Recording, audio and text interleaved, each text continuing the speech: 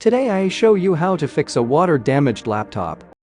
Accidentally spilled some liquid onto your laptop. Has it stopped working?